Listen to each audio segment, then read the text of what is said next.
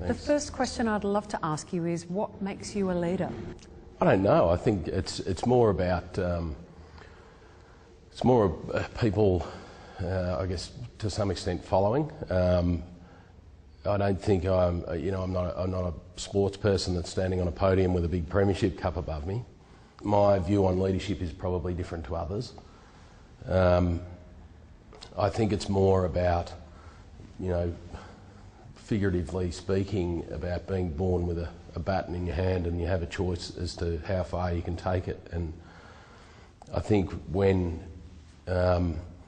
you've got that sort of situation and you're mentoring others, not necessarily to be a copy or a clone of yourself, actually to try and get other people to be better than you. And so I see that more as a leader's role than particularly, a person of some sort of status or a CEO or something like that. You've been through some really difficult crucible moments in your life. Can you tell us about that experience and what leadership lesson you learnt? I appeared on Australian Story at the end of a fairly turbulent police career. I appeared as a whistleblower. At that point in time, I had numerous threats. I'd been bashed. I was investigating and giving evidence against crooked police. I was carrying a gun 24 hours a day, and I had security doors, security fences, video surveillance. And I guess in a way, most people, I suspect, would probably quit. I don't know what it is, but for some reason, I just thought, well, if I quit, then I leave it to someone else, and I wasn't prepared to do that. And how do you maintain your integrity under such pressure? The pressure really came from a really strange kind of culture. The police force was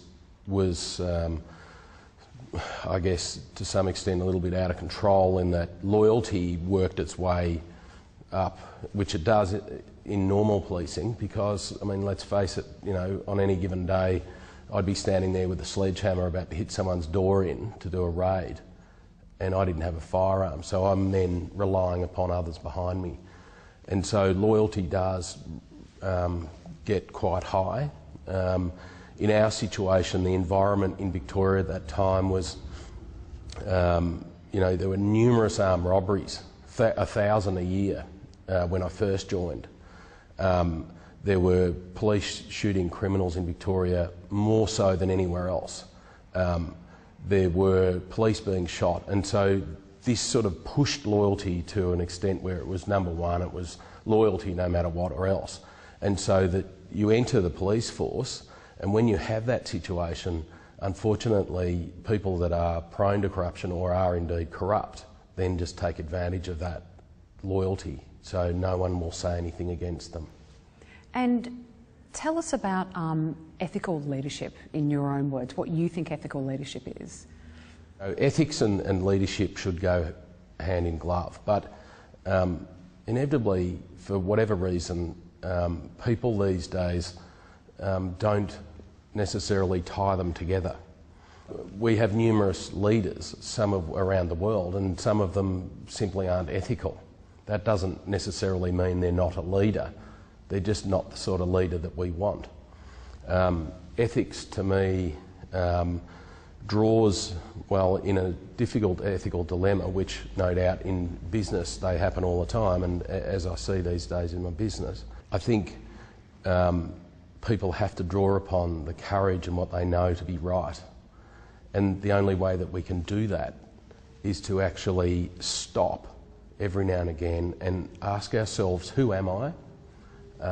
What do I value, and what are some of my principles? And so that we can assess our lives at that point in time, and if we're going astray, then bring it back on track.